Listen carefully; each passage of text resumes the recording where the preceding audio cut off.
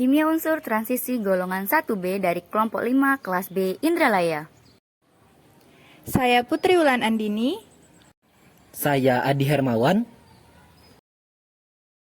Saya Saluna. Dan saya Delta Delviana. Sejarah unsur golongan 1B. Yang pertama, sejarah tembaga atau Cu. Pada zaman Yunani, logam ini dikenal dengan nama kalkos. Tembaga merupakan sumber penting bagi orang-orang Roma dan Yunani. Dalam sejarahnya, penggunaan tembaga oleh manusia tercatat dari kurang lebih 10.000 tahun lalu lamanya. Peleburan tembaga nampaknya telah berkembang secara baik di beberapa belahan dunia. Di samping berkembang di Anatolia pada 5000 sebelum Masehi, tembaga juga dikembangkan di Cina sebelum 2800 sebelum Masehi, Amerika Tengah sekitar 600 tahun Masehi, dan Afrika Barat sekitar 900 tahun Masehi. Selanjutnya, sejarah perak atau Age. Perak berasal dari beberapa bahasa Latin argentum. Perak telah dikenal sejak zaman purbakala. Unsur ini disebut di dalam Alkitab. Beberapa tempat buangan mineral di Asia Minor dan di pulau-pulau di Laut Aegean mengindikasikan bahwa manusia telah belajar memisahkan peruk dari timah sejak 3000 sebelum Masehi. Yang ketiga, sejarah emas atau Au. Emas berasal dari bahasa Yunani yaitu Chrysos, Latin aurum, dan Inggris kuno gold. Telah diketahui sebagai sangat berharga sejak zaman prasejarah. Hieroglif Mesir mengatakan logam dan emas ada dinyatakan beberapa kali dalam Perjanjian Lama. Penjelajahan orang Eropa ke benua Amerika digalakkan oleh berbagai berita yang menyatakan bahwa bahan hiasan emas digunakan secara berleluasa di kalangan orang asli Amerika, terutama di Amerika Tengah, Peru, dan Kolombia. Sumber golongan 1B. Sumber tembaga atau Cu. Menurut data tahun 2005, Chili merupakan penghasil tembaga terbesar di dunia, disusul oleh Amerika Serikat dan Indonesia. Tembaga dapat ditambang dengan metode tambang terbuka dan tambang bawah tanah. Kandungan tambang dinyatakan dalam bentuk persen. Jadi, jika satu tambang berkadar 2,3%, berarti dari 100 gram biji akan dihasilkan 2,3 kg tembaga. Tembaga di alam tidak begitu melimpah dan ditemukan dalam bentuk bebas maupun dalam bentuk senyawa. Biji tembaga yang paling terpenting yaitu pirit atau CuFeS2, Cu2S, Cu20, Cu, Cu2OH2 kali Cu3. Sedangkan dalam sumber bebas ditemukan di Northern Michigan, Amerika Serikat. Sumber perak atau Ag. Perak muncul secara alami dan dalam biji-biji Argentin atau Ag2S dan horn silver atau AgCl. Biji-biji timah, timbal, tembaga, emas, dan perunggu nikel merupakan sumber-sumber penting untuk menambang perak. Di dunia belahan barat Meksiko, Kanada, Peru, dan Amerika Serikat merupakan negara-negara penghasil perak menurut MOSI tahun 2006.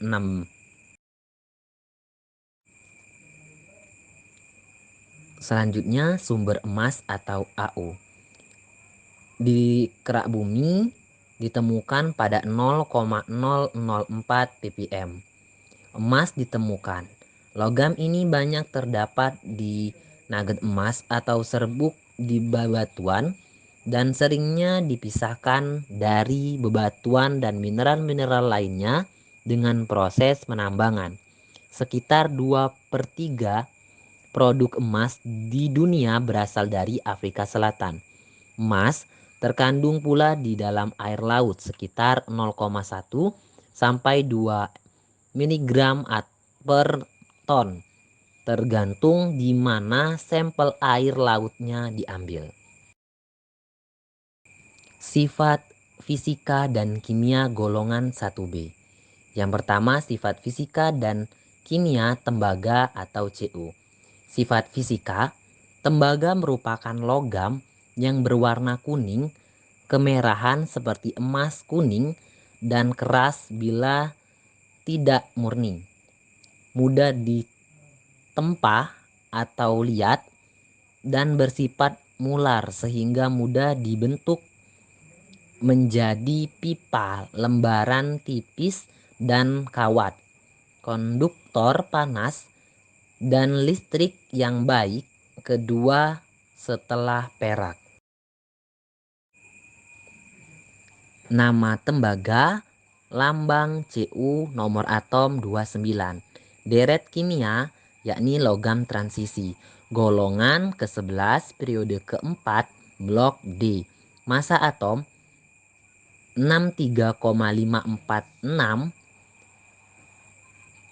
pangkat 3 G per mol. Konfigurasi elektron Ar 3D4S. Jumlah elektron tiap kulit 2, 8, 18, 1. Bilangan oksidasi 2,1 oksida amfoter. Elektronegativitas 1,90 skala Fouling. Energi ionisasi pertama yakni 745,5 kJ per mol. Kedua 1957,9 kJ per mol. Bentuk padat dengan warna logam merah jambu, massa jenis 8,96 gram per cm kubik. Titik lebur 1357,77 Kelvin. Titik didih 2835 Kelvin. Kalor peleburan 13,26 kJ per mol. Kalor penguapan 3000,4 kJ per mol. Kapasitas kalor 25 derajat Celcius atau 24,440 Joule mol per Kelvin. Sifat kimia. Tembaga merupakan unsur yang relatif tidak reaktif sehingga tahan terhadap korosi. Pada udara yang lembab, permukaan tembaga ditutupi oleh suatu lapisan yang berwarna hijau yang menarik dari tembaga karbonat basa atau CuOH 2 kali Cu3. Tembaga panas dapat bereaksi dengan uap, belerang, dan halogen. Bereaksi dengan belerang membentuk tembaga 1 sulfida dan tembaga 2 sulfida, dan untuk reaksi dengan halogen membentuk tembaga 1 klorida, khusus klor yang menghasilkan tembaga 2 klorida. Pada umumnya lapisan tembaga adalah lapisan dasar yang harus dilapisi lagi dengan nikel atau krom.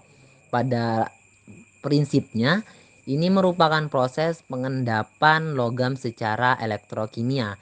Digunakan listrik arus searah atau DC. Jenis elektrolit yang digunakan adalah tipe alkali dan tipe asam. Sifat fisika dan kimia perak atau Ag. Sifat fisika, fase padatan densitas 10,49 gram per centimeter kubik, titik lebur 1234,93 Kelvin, titik didih 2435 Kelvin, bentuk padatan, warna logam merah jambu, massa jenis 8,96 gram per centimeter kubik, titik lebur 1357,77 Kelvin, titik didih 2835 Kelvin, kalor pelarutan 13,26 kJ per mol, kalor penguapan 3000,4 kJ per mol, kapasitas kalor yakni 25 derajat Celcius atau 24,440 Joule per mol Kelvin. Sifat fisika dan kimia emas atau AU. Sifat fisika yakni fase padatan densitas 19,3 gram cm kubik, titik didih 2856 derajat Celcius, titik lebur 1064,18 derajat Celcius. Sifat kimia, bilangan oksidasi yakni 31 oksida amorfer dengan nomor atom 79 dengan nomor massa 107,87, elektronegativitas yakni 2,54 skala Fouling, energi ionisasi 1 yakni 890,1 kJ per mol, energi ionisasi 2 1980 kJ per mol, jari-jari atom yakni 135 ppm, jari-jari ikatan kovalen yakni 144 ppm, jari-jari van der Waals yakni 166 ppm, struktur kristal yakni kubus berpusat muka. 2.4 Persenyawaan golongan 1B. 2.4.1 Persenyawaan tembaga atau Cu. Tembaga 2. Tembaga membentuk senyawa dengan tingkat oksidasi +1 dan +2. Namun, hanya tembaga 2 yang stabil dan mendominasi dalam larutan air.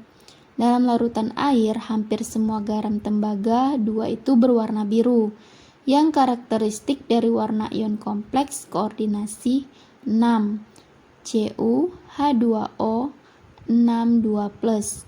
Kekecualian yang terkenal yaitu tembaga 2, klorida yang berwarna kehijauan oleh karena ion kompleks CuCl4 2- yang mempunyai bangun geometri dasar tetrahedral atau bujur sangkar bergantung pada kation pasangannya. Tembaga 1. Pada dasarnya, tembaga bukanlah logam reaktif, namun logam ini dapat diserang oleh asam-asam pekat. Secara khusus, asam bereaksi dengan asam hidroklorida. Pekat mendidih dan menghasilkan larutan tak berwarna dan gas hidrogen. Nah, ion tembaga 1 yang terjadi dengan ion klorida segera membentuk ion kompleks tak berwarna di klorokuprat 1, CuCl2-. Tahap reaksi kedua inilah yang diduga berlangsung sangat cepat sehingga memicu tahap reaksi pertama seperti berikut ini. Jika larutan ini dituangkan ke dalam air suling bebas udara, diperoleh endapan putih tembaga 1 klorida menurut persamaan reaksi yang disampaikan oleh Sugiyarto tahun 2003 halaman 267. 2.4.2 Persenyawaan perak atau Ag. Dalam hampir semua senyawa perak sederhana atau non-kompleks, logam ini mempunyai tingkat oksidasi +1 dan ion Ag+ adalah satu-satunya ion perak yang stabil dalam larutan air. Senyawa yang penting yaitu perak nitrat, satu-satunya garam perak yang sangat mudah larut dalam air dan tak berwarna. Nah, ionik baik padatan maupun dalam larutan, perak klorida, perak bromida, dan perak iodida. Sifat sukar larut AgCl, AgBr, dan Agl itu dijelaskan berdasarkan karakter kovalensi. Tetapi untuk AgF, padatan putih yang telah larut dalam air itu dipertimbangkan mempunyai karakter sangat sensitif terhadap cahaya dan sifat mudah tereduksi ion. Ag menjadi logam Ag mengakibatkan padatan menjadi berwarna gelap. Itulah sebabnya senyawa perak itu disimpan dan larutannya itu disimpan dalam botol gelap. 2.4.3 Persenyawaan emas atau Au. Satu-satunya senyawa emas yang paling umum dikenal yaitu emas 3 klorida, AuCl3, yang dapat dibuat dengan mereaksikan secara langsung kedua unsur bersama itu menurut persamaan reaksi berikut ini. Nah, senyawa ini dapat larut dalam asam hidroklorida, pekat menghasilkan ion tetraklorourat 3 AuCl4-.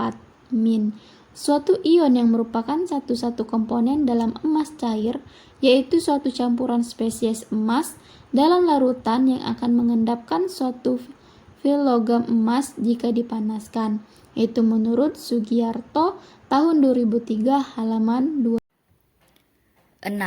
Kegunaan golongan 1B. 1. Kegunaan tembaga Cu. Tembaga merupakan suatu unsur yang sangat penting dan berguna untuk metabolisme. Batas konsentrasi dari unsur ini yang mempengaruhi pada air berkisar antara 15 mg per liter, merupakan konsentrasi tertinggi. Dalam industri, tembaga banyak digunakan dalam industri cat, industri fungisida, serta dapat digunakan sebagai katalis baterai elektroda. Sebagai pencegah pertumbuhan lumut, turunan senyawa-senyawa karbonat banyak digunakan sebagai pigmen dan pewarna kuningan.